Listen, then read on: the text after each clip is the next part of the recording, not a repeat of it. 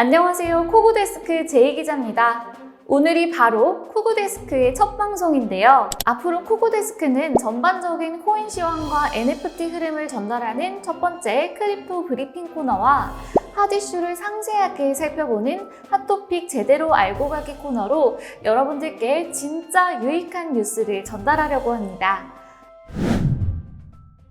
트레이딩뷰의 그래프를 보면 비트코인이 4시간 본 기준 지표로 어제부터 오늘 아침까지 약 34,000에서 46,000달러, 즉 원화로 환산하면 약 4,220만원에서 5,697만원 구간에서 가격의 고점이나 저점을 예측하기 힘든 횡보 구간이 계속되는 것을 볼 수 있는데요. 미국의 블록체인 미디어사 코인데스크는 현재 비트코인의 이러한 패턴의 경우 가격에 큰 변동성이 나타날 수 있으므로 과도한 매매보다는 자금을 확보하고 있는 것이 좋다고 조언하고 있습니다. NFT 그리고 메타버스가 핫 키워드인 만큼 관련 기업들의 움직임이 심상치 않습니다. 대표적인 NFT 기업 보어드 에이프 요트클럽을 만든 유가랩스가 라바랩스로부터 크립토펑크와 미비츠를 인수했다고 밝혔습니다. 유가랩스는 모든 크립토펑크와 미비츠 이미지에 대한 상업적 권리를 NFT 소유자에게 부여할 계획이라고 합니다. 또 유가랩스는 기업 가치를 약 50억 달러로 인정받으며 벤처 캐피탈 앤드리슨 호로위치에게 수백억 달러에 달하는 투자를 받기 위해 논의 중인 것으로 알려졌습니다.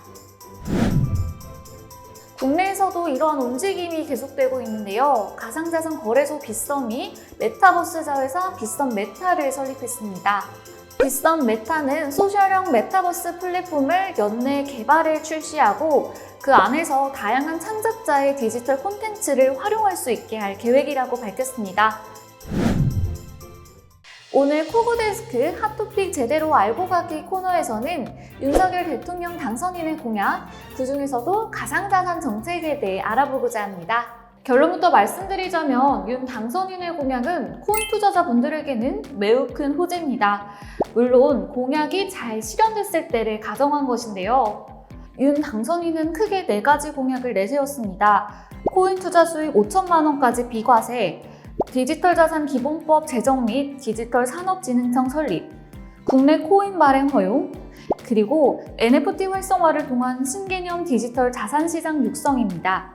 한마디로 가상자산 시장을 인정하고 국가가 나서서 더 발전시키겠다는 건데요. NFT 관련해서 더 살펴볼게요. 윤 당선인은 NFT 거래의 제도적 기반을 마련해 시장을 활성화시키겠다고 밝혔습니다. 구체적인 내용은 크게 3가지입니다. 블록체인 기반의 기술 개발 지원과 제도적 기반의 선제적 마련, 디지털 자산을 보호하기 위한 법적 기반 구축, 기술 개발에 장애가 되는 걸림돌을 제거하기 위한 네거티브 규제 시스템 도입입니다. 윤 당선인은 정부가 가상자산 시장의 무한한 가능성을 실현할 수 있도록 현실과 동떨어지고 불합리한 규제 역시 정비해 나가야 한다며 가상자산 시장만큼은 규제 걱정이 없도록 네거티브 규제 시스템으로 전환해야 한다고 강조했습니다. 현재 NFT 시장이 급격히 성장하고 있음에도 관련 규제나 법적 근거는 전무한 상황인데요. NFT 시장을 공식적으로 인정하며 법적 근거를 마련함으로써 시장 활성화를 위한 토대를 형성할 수 있을 것으로 보입니다. 규제 방식 또한 법률이나 정책에서 금지한 행위가 아니면 모두 허용하는 방식인 네거티브 규제를 통해 시장 활성화를 촉진할 것이라는 분석입니다. 이에 따라 향후 NFT 시장에 진출하려는 기업들이 더욱더 많아질 것은 당연하겠죠. 업계에서도 긍정적인 반응입니다. 한국 블록체인 협회에서는 윤 당선인을 축하하며 윤석열 당선인이 국민과 약속한 블록체인 및 가상자산 공약이 충실히 이행될 것을 기대하며 차기 정부의 관련 산업진흥과 소비자 보호를 위한 정책 수립에 적극 협조하며 소통할 것이라고 밝혔습니다.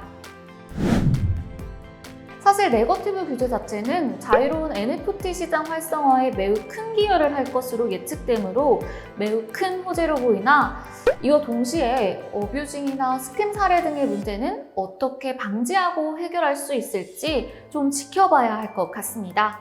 윤석열 정부의 정책 실현 과정에 귀추가 주목되는 시점입니다. 지금까지 코고데스크 제이 기자였습니다. 감사합니다.